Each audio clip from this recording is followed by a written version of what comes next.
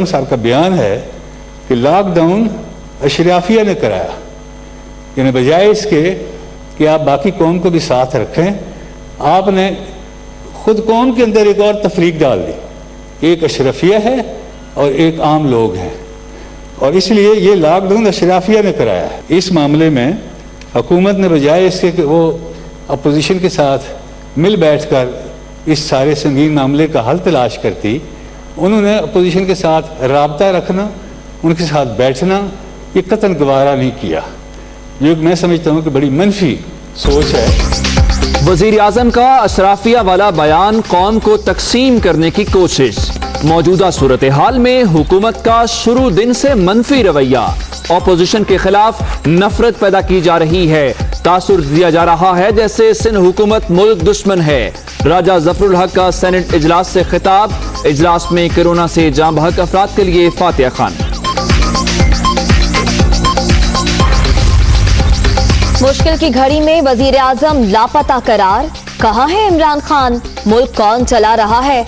Corona के खिलाफ तमाम हुकूमती इक़दामात मुबहम है, लॉकडाउन से मुतालिक कुछ वाज़े नहीं। लगता है 18वीं तरमीम देकर कोई गुनाह कर दिया। रोज अखलाकियात का जनाजा निकाला जा रहा है। शहरी रहमान की सेनेट में घन गरज। असेंबली इजलास में महज सियासी तकारीर, वक्त का ज़िया। ये काम तो प्रेस कॉन्फ्रेंस करके भी हो सकता था। अगर मेंबरान को इकट्ठा किया है तो पहले इन्हें माहिरीन से ब्रीफिंग दिलवाएं कि कोरोना है क्या। फवाद चौधरी का ट्वीट। कोरोना का फैलाव तेज, 1140 नए केसेस, तादाद 32,081 हो गई। मजीद 39 अफराद मोहलिक वायरस से जाँ बहक। अब तक 706 अमवात।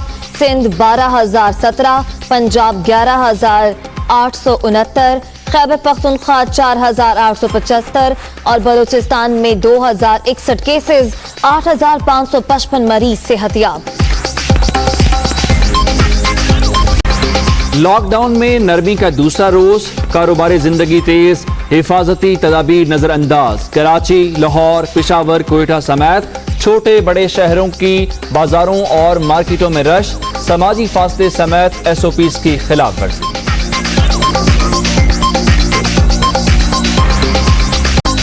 सिंध में पाबंदियां मजीद नर्म, पीर से जुमेरात तक सुबह 6 से शाम 4 बजे तक कारोबार की इजाजत।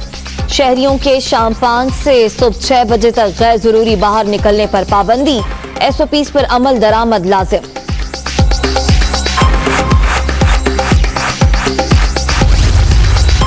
विफाकी दारुल हुकूमत में आज से तमाम मार्केटें खुल गईं। ताजरों की SOPs पर अमल दरामद की यकीन दहानी। हिफाजती तदाबीर की खिलाफ वर्जी पर दुकान सील कर दी जाएगी। इस्लामाबाद इंतजामिया की वार्निंग।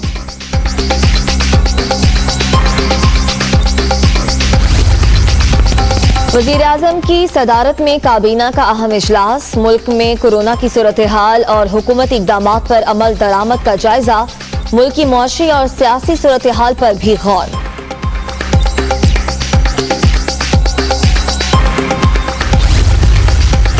करप्शन के वायरस कोरोना पर भी सियासत कर रहे हैं। ऑपोजिशन सिर्फ पॉइंट स्कोरिंग में लगी हुई है, अमली तौर पर कुछ नहीं किया। आलमी वबा से निमटने के लिए तहरीक इंसाफ की हुकूमत ने बर वक्त फैसले किए। वजीर आला उस्मान बुज़दार।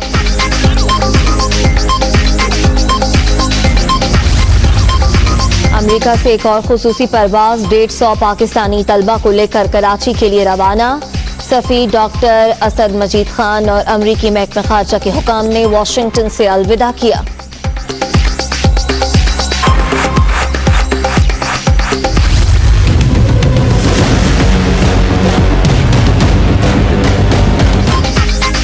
चीनी इंक्वायरी कमीशन की तहकीकात में पेशरफ्त। वजीर असद उमर की आश तलबी इक्तसादी राबता कमेटी के फैसलों से आगाह करेंगे। विफाकी वजीर ने बयान रिकॉर्ड कराने की पेशकश की थी।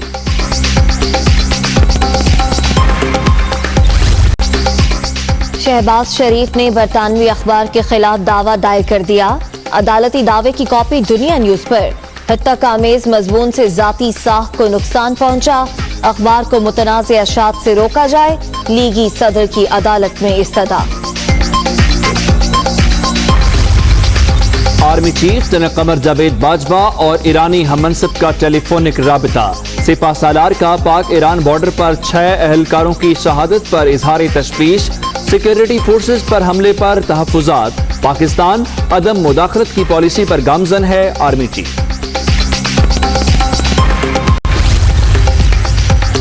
आइंदा बजट में सरकारी मुलाजमीन के लिए बड़े रिलीफ की तैयारियां। तनख्वाहों और पेंशन में 20% इजाफे की तजवीज। 2016 से 2019 तक एडहॉक रिलीफ तनख्वाह का हिस्सा बनाने पर गौर। रमजान में महंगाई का तूफान। मुल्तान में दुकानदारों की मनमानियां। फल, सब्जी और गोश्त की कीमतें आसमान पर। प्राइस कंट्रोल कमेटियां गैर फाल। गिरां फरोशों को कौन लगाम डालेगा? शहरियों की दुहाई। हर चीज़ महंगी है, कोई चीज़ उठा के देख लें आम महीने से डबल रेट हैं पड़े, और ऊपर से अब कोरोना की वजह से जो है और रेट जो है बढ़ गए हैं। फ्रूट्स वगैरह जो है इनकी कीमतें सरकारी निरखों पर फरोख्त की जाएं और ताकि आवाम को ज़्यादा से ज़्यादा रिलीफ मिल सके।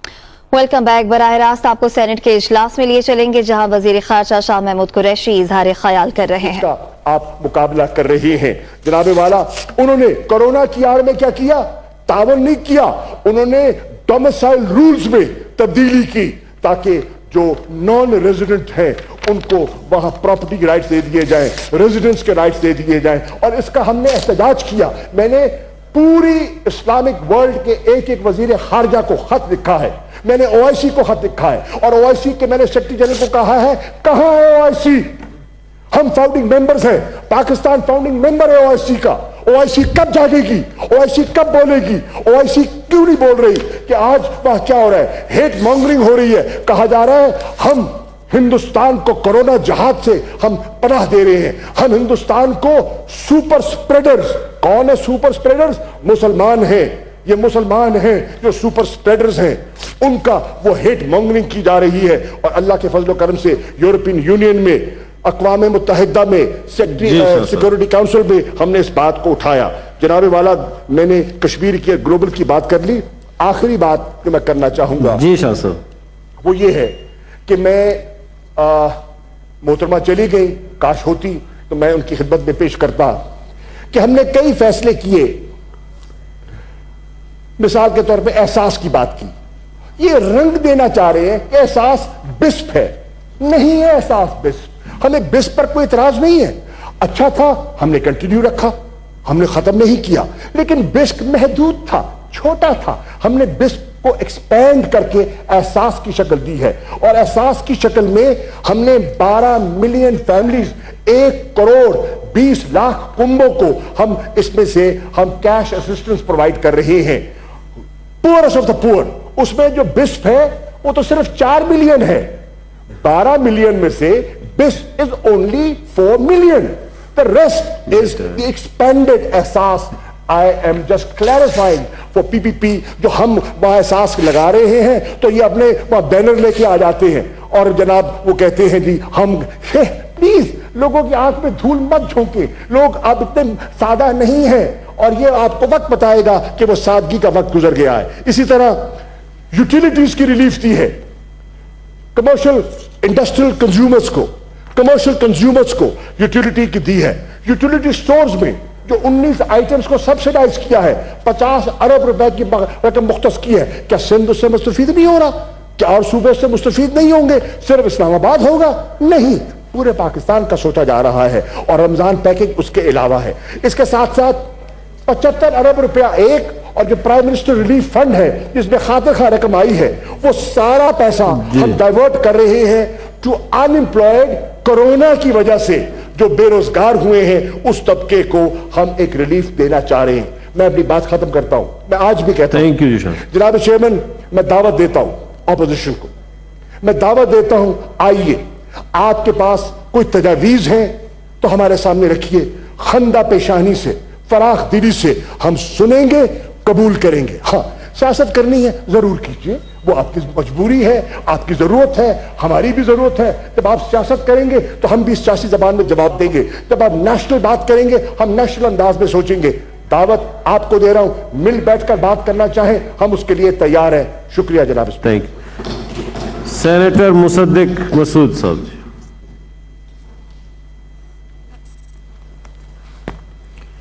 बहुत शुक्रिया चेयरमैन साहब। चेयरमैन साहब, मैं आपको आज दो कहानियां अपनी बात शुरू करने से पहले सुनाना चाहूंगा। जी। आज से तकरीबन 20 साल पहले एक दिन मेरा बेटा बीमार हो गया। कई महीने तक उसका बुखार नहीं उतरता था, बहुत परेशान रहे मैं और मेरी बेगम। तो हम एक डॉक्टर के पास गए, तो उसने मुझे अंग्रेजी में कहा, उसने बो टाई लगा रखी थी, कि of all the things that I can tell you today about your child's diagnosis and prognosis, you are lucky that I cannot tell you anything. So let's hope to God that this was one of those pediatric mysteries that would just go away. अल्लाह ने बड़ा करम किया, वो कोई mystery थी। कुछ लोगों ने कावासाकी सिंड्रोम जो है उसको सोचा शायद वो होगा, मगर वो मिस्ट्री चली गई। वो माशाल्लाह जवान हो गया लड़का। लेकिन उस दिन जब मैं अस्पताल से निकला तो मेरी आंखों में आंसू थे और मैं सोच रहा था कि आज वो क्या एक चीज है जो मैं कुर्बान करने के लिए तैयार नहीं अपने बेटे के लिए। और मुझे एहसास हुआ कि दुनिया की कोई ऐसी चीज नहीं थी जो मैं कुर्बान करने को तैयार नहीं था, अपनी जिंदगी समेत। तो उस दिन पहली मर्तबा मुझे मौत और खौफ से आजादी मिली मोहब्बत के जरिए। मैं आपको एक और कहानी सुनाता हूं। आज से कुछ 11 साल पहले, 12 साल पहले एक हादसे में मेरे छोटे बेटे के दोनों पैर जल गए। मैं उस वक्त बड़ी कंसल्टिंग कंपनी जो है उसका मिडिल ईस्ट का दफ्तर स्ट्रैटेजी कंसल्टिंग का हेड कर रहा था। मेरे पास इंश्योरेंस थी हर किस्म की। तो जो बेहतरीन बर्न हॉस्पिटल है, मैं और मेरी बेगम हमने अपने बच्चे को उठाया, 18 महीने का था, हम वहां पे ले गए। क्रिसमस की शाम थी। वो जैसे उन्होंने बच्चे की हालत देखी, ऐसे लगा कि कुछ पता नहीं क्या हो गया है, कोई सायरन चल गया है। वो तमाम doctor, burn surgeons, plastic surgeons वगैरह वगैरह वो सब आ गए। तो जब मेरा बेटा सेटल हो गया वो सर्जिकल एरिया में, तो मैं नीचे गया अपनी इंश्योरेंस के कार्ड लेकर उसकी रजिस्ट्रेशन करवाने। तो मैंने फॉर्म पुर किया और मैंने वो बढ़ा दिया वो जो रिसेप्शनिस्ट थे उनकी तरफ, और साथ में अपने कार्ड्स भी बढ़ा दिए। तो उस लड़की ने फॉर्म तो मेरा ले लिया और कार्ड्स मेरे एक हाथ से वापस कर दिए। और उसने मुझे कहा कि we here believe that no value can be put on the life of a child, so we put none. तो मैं बहुत परेशान हुआ। मैंने इसरार किया कि मैं इस इंश्योरेंस के पैसे देता हूं, हम ये कर सकते हैं अफोर्ड, आप खुदा के वास्ते ये पैसे ले लें और किसी गरीब बच्चे की मदद कर दीजिएगा जिसके पास पैसे नहीं होंगे। तो उन्होंने कहा कि हमने आपको अभी बताया है कि हम जिंदगी की कीमत नहीं लगाते क्योंकि जिंदगी बेशकीमत है। और हमारे पास बहुत से मुखय्यर हजरात हैं जो इस अस्पताल को $30 मिलियन से चलाते हैं। हमें किसी के पैसे की जरूरत नहीं। दुनिया में किसी भी जगह से कोई भी बर्न विक्टिम आएगा तो हम उसको ट्रीट करेंगे, आप अपनी ये ले जाइए। जब मैंने इसरार किया तो उन्होंने कहा कि doctor, if you want to serve and pay back, go do public service और वर्क फॉर अ चैरिटी। तो आज जो मैं आपके सामने खड़ा हूं उसकी एक बड़ी वजह वो पे बैक है। तो आज ये दोनों चीजें मैं आपके सामने लेकर हाजिर हुआ हूं। दोनों सवालात मैं आपके जरिए इस पार्लिमान के इस हाउस के आगे पेश करता हूं कि वो क्या चीज है, एक आपकी जिंदगी समेत, जो आप अपने बच्चे की जिंदगी बचाने के लिए इस वक्त कुर्बान नहीं करेंगे। और दूसरा सवाल जो चेयरमैन साहब मैं आपके तवस्सुत से पेश करना चाहता हूं वो ये है कि वो क्या कीमत है जिंदगी की जो आप आज लगाएंगे। और मैं सोचता हूं ये वो डॉक्टर की चाहे एम्बुलेंस हो जो 3-4, उसकी बेगम हो जिसकी आंखों में आंसू, जो 3-4 घंटे ढूंढती रही वेंटिलेटर, एक अस्पताल, दूसरा अस्पताल, तीसरा अस्पताल, वो भी यही कहती होगी कि मुझसे कुछ ले लो आज मगर मेरे खामन को बचा लो। मैं सोचता हूं ये जो डॉक्टर, यंग डॉक्टर थी यहां पिम्स में, जिसको बगैर बाथरूम के बंद कर दिया गया और वो बार बार वीडियो बना के भेजती रही कि खुदारा मेरा एक छोटा बच्चा है, मैं घर नहीं जाना चाहती, मेरा बच्चा मर जाएगा। مجھے کسی ایسی جگہ پہ جہاں پہ میں ڈگنیٹی کے ساتھ چند گھنٹے چند دن گزار سکوں کوئی جگہ دے دیں تو وہ بھی یہی سوچتی ہوگی کہ آج میں اپنے بچے کو بچانے کے لیے اس انڈگنیٹی کا شکار ہو رہی ہوں اور تیار ہوں، مرنے کے لیے بھی شاید تیار ہوں۔ 3 دن سے انفیکشن کے باوجود میں مریضوں کو انفیکٹ بھی کر رہی ہوں اور ان کو شفا بھی دے رہی ہوں، تو کوئی تو میری مدد کو آئے، کوئی پروٹوکول، کوئی اصول، کوئی پالیسی۔ اور میں سوچتا ہوں کہ وہ بے شمار لوگ جو اپنے بچوں کو اٹھائے پھر رہے ہیں، جن کو ریسپریشن بند ہو رہی ہے، اپنے والدین کو لیے پھر رہے ہیں، وہ مجھ سے مختلف تو نہیں، آپ سے بھی مختلف نہیں ہیں۔ اور اگر میں نے اس دن یہ کہا کہ میں اپنی جان بھی دینے کو تیار ہوں، تو مجھے یقین ہے کہ وہ بھی سب اپنی جان دینے کو تیار ہیں۔ تو سوال یہ پیدا ہوتا ہے کہ ہماری پالیسی ان کی جان لینے کو کیوں مصر ہے؟ اس وقت ہماری پالیسی کیا ہے؟ ہماری پالیسی یہ ہے چیئرمین صاحب کہ ہم لاک ڈاؤن کو کھولے دیتے